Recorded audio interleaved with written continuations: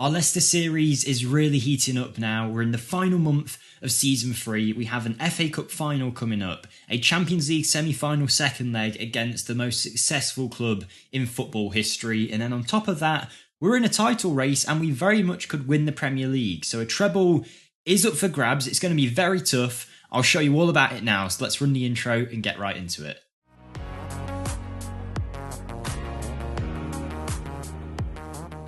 Hello everybody, Jake here, welcome to the video. Glad you've all joined me again for another Leicester episode where everything now is so important. Every match, every goal, it all means something at this stage. We've gone a few months from when you last saw us, so many updates to catch you up on. So before we do all that, I'd like to ask you guys, keep being the legends that you are, smash that like button for me. If we can try and hit 100 likes again, that would be amazing. Just press the button, forget you ever did it, I'd greatly appreciate it, and subscribe if you haven't already as well. Getting close to 11k subscribers now, so any support is awesome. There's a Discord in the description. I'll respond to every comment that you put in the comments as well, so say hi and I'll say hi back.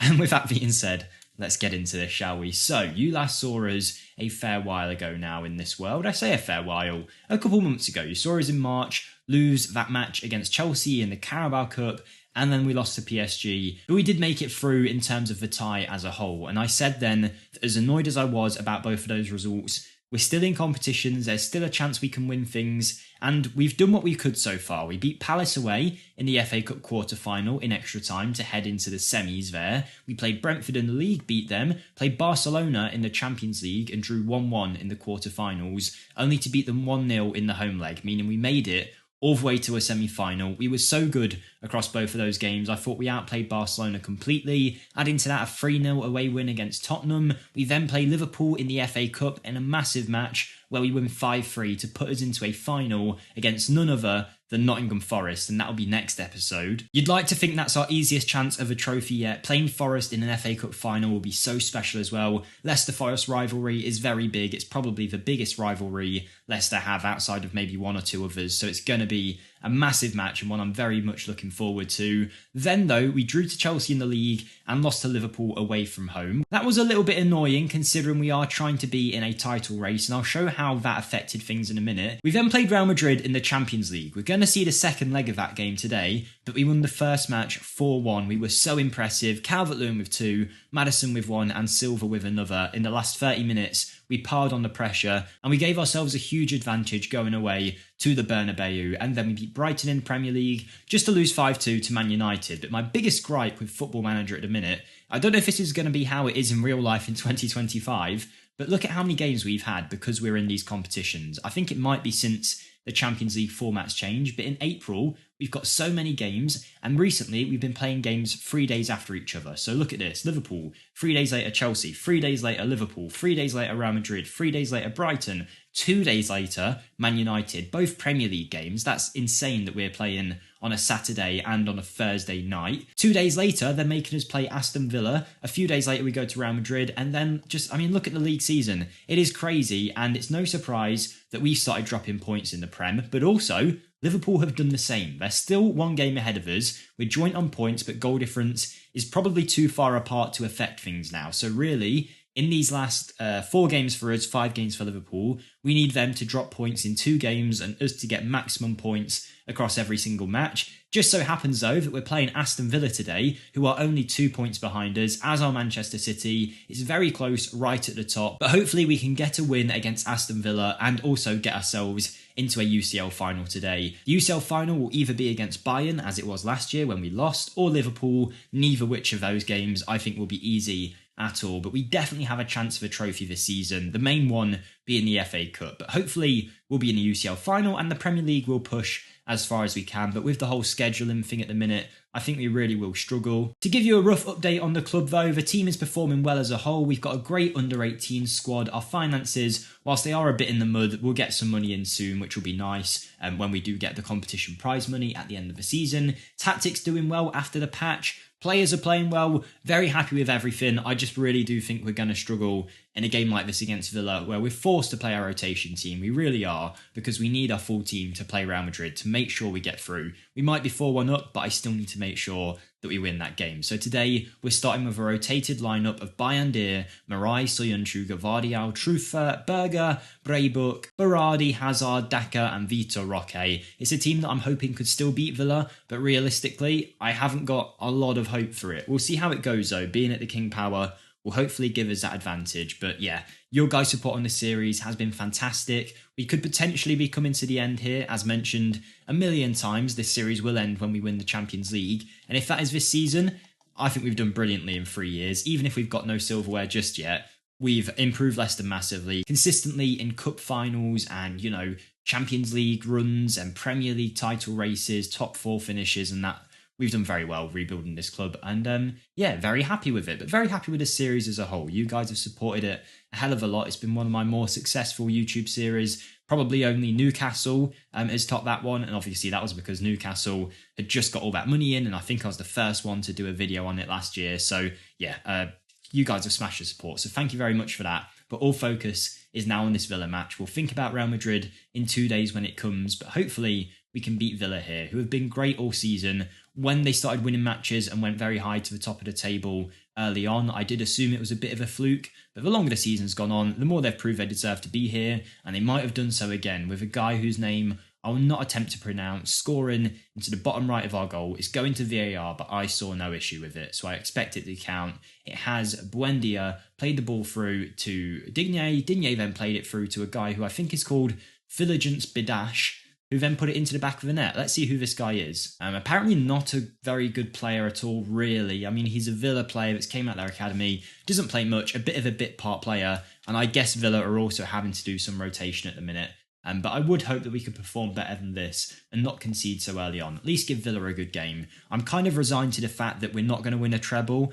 FA Cup is just a game in its own right, and then I have to kind of decide, do I want to win the Premier League or do I want to win the Champions League? Which one do I prioritise? And I think Champions League is the one I want to go for. So that is why we're playing a rotated team in a match like this, and we'll just hope Liverpool can slip up because, I mean, realistically, we could win every game in the Prem and there's a good chance we don't win the league because Liverpool just might not slip up in these late stages. They've got pretty easy fixtures, but we'll see how we get on. Like I say, all focus needs to be on this individual match here to see if we can get over the line.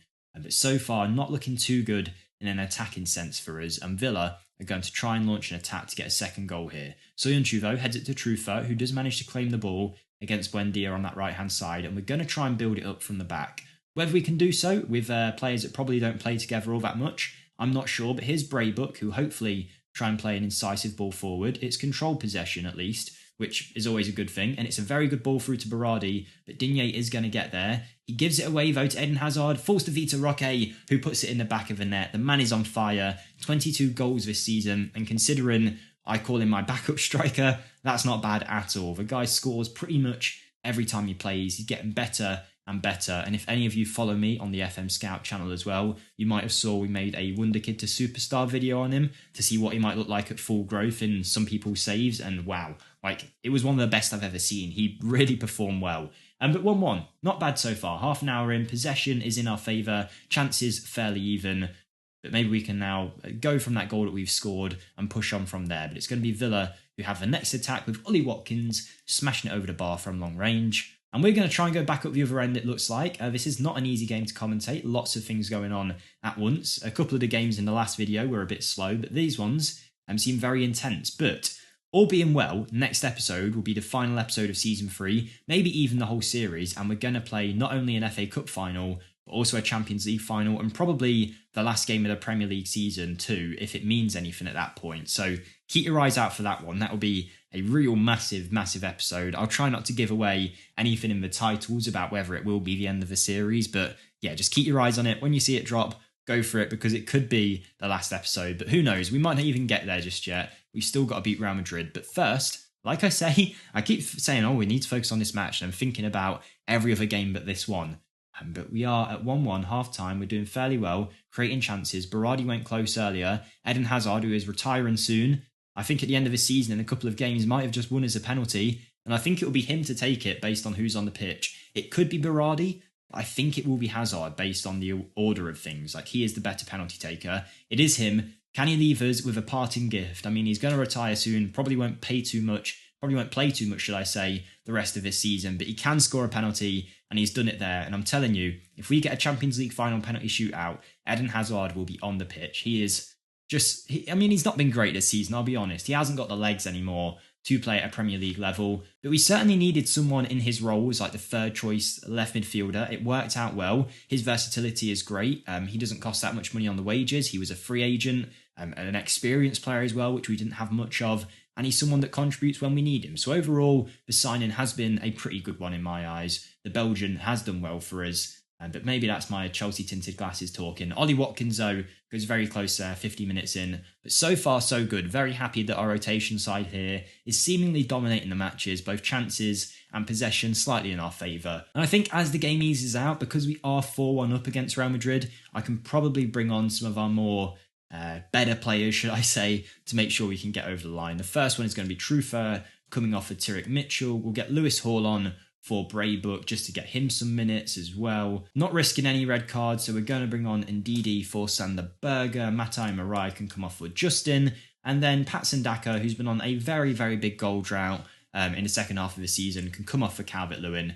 And should we need a goal in the last few minutes at all, Calvert-Lewin will hopefully help us towards that, because he is amazing this season, scoring more than last year. He's in the runner to win the Premier League Player of the Year, the EFL Player of the Year, whatever it's called.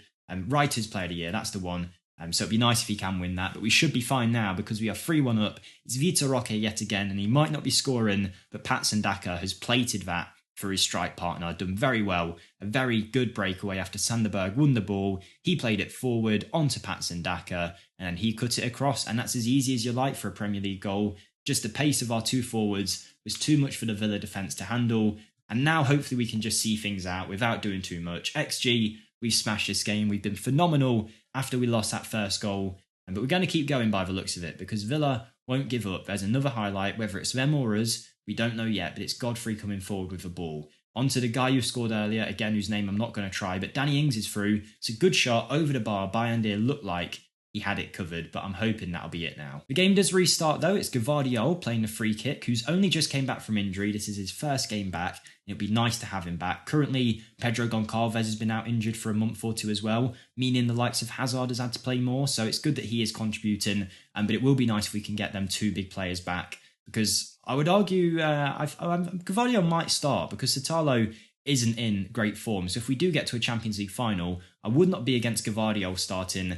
The same goes for Pedro Goncalves compared to Sheldrup, because he's been great. But speaking of being great, Vitor Roque, we've talked him up before this game. He's pushing Iheanacho for a starting place in our biggest matches this season, because whenever I play Vitor Roque, he scores goals, and he's got his hat-trick here. It's his first season with Leicester. He's done phenomenal. A Premier League hat-trick for him, I think, for the first time. It was a brilliant ball through to him from Calvert-Lewin, to be fair. But Vitor Roque still had a lot of work to do, and he did it very well. It's a 4-1 win, more than we could have asked for when it comes to a second place versus a fourth place team. And that's going to be fantastic. 3 points on the board. We put the pressure on Liverpool before their game, and hopefully they can slip up at some point. And we just got to keep doing our bit in the Premier League, I guess. So nice work. Well done, everybody. Now we are technically top of the Premier League, but not really when it comes down to it. Goal difference, though. 3 goals there in a goal difference. That's not bad at all. But with that being said, let's move on to the Real Madrid game, see if Liverpool have played by then, and hopefully we can get through to another consecutive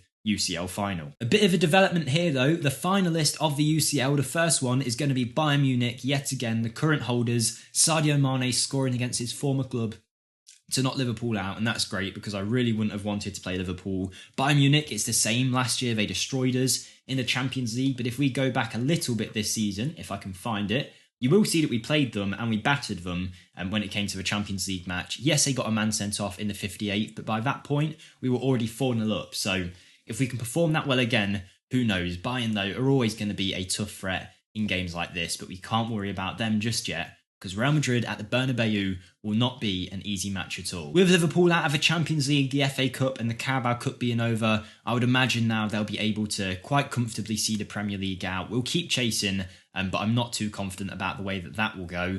Here is Satala, though. He's going to start with Silva, Justin, Mitchell, Bayandir, Ndidi and Dewsbury Hall, Madison, Sheldrup, Daka and Iheanacho. Make that Calvert-Lewin, and I'll agree with that. Still slightly tired, but I've got to play him.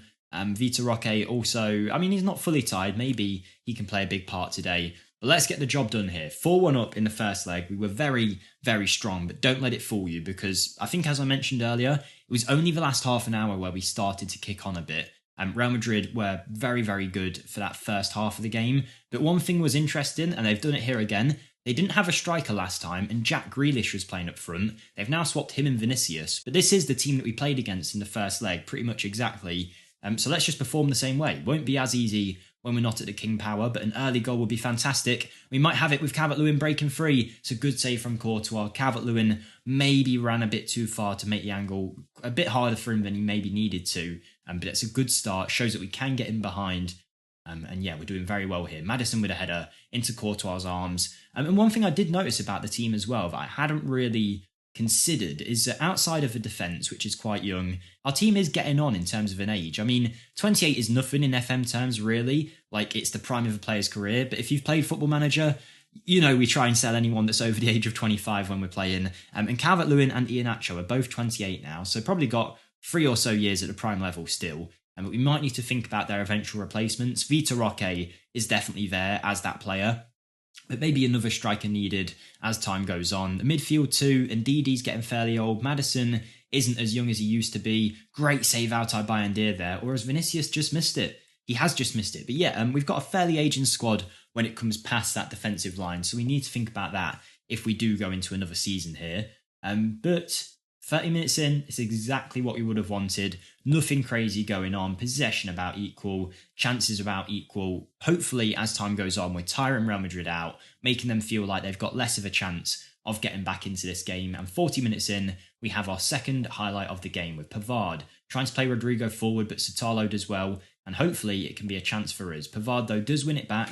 Finds Tchouaméni. He finds Valverde, and it looks like it will be a Real Madrid highlight. Now, if they score just before half-time, that will give them a nice bit of momentum, a nice bit of impetus going into the team talk and that second half. So we just need to be careful here. If we do concede, we need to be ready to bounce back. But it's a very good bit of build-up from Real Madrid. It looks like it is going to be a pretty good chance for them. And I know this just because I play FM long enough that when you see a highlight this long, it usually means they're either going to score or go close. And it is just go close. And it's a long shot from Tchouaméni, which wasn't what I thought that was going to lead to. So clearly, I know less than I think. But Altay Bayındır does tip it over the bar. 40 minutes in, if we can survive this corner, which it looks like we have, we'll be very happy with that. And hopefully then we can get into half-time. But here's Militao. Rudiger takes the long shot just over the net, hits the top of the net there. And we managed to survive. We did exactly what I wanted us to, get into that second half now with nothing going on. We're still leading on aggregate. Make sure we... my words aren't working there. I've basically told them, keep playing the way we are. As long as we go for an aggregate, it's fine. And yeah, so far so good. No one really performing exceptionally. Real Madrid seem to be the team in the ascendancy. But I mean, we're close to the 60th now, and they still haven't got that first goal. And that's great news. There we go. We're fine. Pavard sent off, 2 yellows. He's been on a booking for a long time. Was stupid to go in for the challenge there, but that makes our life a lot easier, and hopefully we can start to rest some players now. Nice to see a red card in an important match for a team other than us. If anyone remembers what Berardi did last episode, I'm still furious about that, messing up our whole Carabao Cup campaign. Let's get Hazard on against his old club. Anyone else particularly tired? Ndidi not doing great. Let's get Berger on. Justin also not doing fantastic. Let's get Marai on. Everyone else seems to be fairly fit though. We're doing okay. When I say not doing fantastic, nothing about performance. I'm not too bothered about that here. More fitness issues, because I'm not expecting everyone to play 100% when they're all so tired and they've played so much. In a game like this, you just want to get over the line, and I think we're going to do exactly that. Nothing special happening here. Would be nice to keep the momentum up though with a 1-0 win or something now that Real Madrid are down to 10 men, and that might be a chance of happening right now because we are building forward. But Vinicius Jr. has found his way in, and the 10 men of Real Madrid are through. It's a good chance from Vinicius, but again, he's messed it up, and I think that is what Real are missing here, a clinical striker to finish off their chances. I don't know how they've played all season without one, but looking at that lineup as a Real Madrid team, it's not as scary as it might be on another day. I really do think their team has taken a little bit of a decline, and hopefully it'll be the same for Bayern Munich when we get around to playing them. But if it's anything like last year, they were very good. Hopefully they've just aged an extra year though. An old squad at Bayern. But Vitor Roque is through, takes a shot into Courtois' arms. Yeah, I'm pretty sure last season Muller scored against us in the Champions League final. He can't be around anymore, right? He must be like 50 at this point. So hopefully players like that have retired. I don't even know if they're top of the Bundesliga Bayern. I would assume they are. But here's Carvajal for Real Madrid, the team that we're currently playing against and probably need to think a little bit more about. But I've got to be honest, I'm feeling quite comfortable here, feeling quite confident. Why did I say that? Tchouameni's just scored a fantastic goal. Credit to him there. But still, I'm feeling very confident. We're playing against 10 men. I don't expect them to get another 2 goals in 10 minutes. If we do, everyone is not getting paid for the week. I'm going to hand out fines left, right and centre. But the game's ticking out now. There's only a couple of minutes left. 4 minutes on the clock. A minute and a half left to go. Okay, we should be fine. And Turek Mitchell does stop any kind of Real Madrid chance of getting a goal here, which would just give them an impetus for that last 30 seconds. It would be nice if we could level things. We might do right now with Dewsbury Hall going forward. A minute on the clock. Carvajal cuts out the pass to Hazard. It'd be lovely if Hazard could get a goal against his old club. Maddison finds Eden Hazard. He might be in here. He's going to drag it across. He goes back to Mitchell. Maybe we're just waiting for the timer to be up. It is Hazard. There's a shot. It falls to Daka. A bit of a calamity in the box there. I don't know what's happening. Just blow your whistle, referee. They're not coming back. It's over. Or are they? Vinicius comes forward. An injured man still running quicker than any of our attackers. Defenders, should I say. Silva hits it against Dewsbury Hall. 30 seconds left and we'll be in another Champions League final. Vinicius is offside. We can take as long as we want now with his free kick. And that'll be job done. Here we go. It's 94th minute. The whistle could go at any time and that'll put us in 2 finals. At the end of a season, we've done exactly that. We might have lost on the day to 10 men, but we've done the job that we needed to do. We went to the Bernabeu, lost 1-0, but it did not matter because we won 4-1 at the King Power. Liverpool still haven't played their match. We have now, though, pulled away from anyone outside of Liverpool. So Man City and Villa are kind of out of the question at this point. We'll just see how it goes. Now that Liverpool, of course, are out of all competitions, they'll be able to focus in on the Prem, and we'll see what happens with that. But right now, FA Cup's got to be ours. Champions League hopefully could be ours, and Premier League, we'll see what happens. But a treble would be an incredible result, or knowing us and how we've played in finals, maybe we're going to win absolutely nothing. We'll see in the next episode. So thank you for watching, everybody. Smash the like button for me, subscribe for more, and I'll see you next time. Thank you, and goodbye.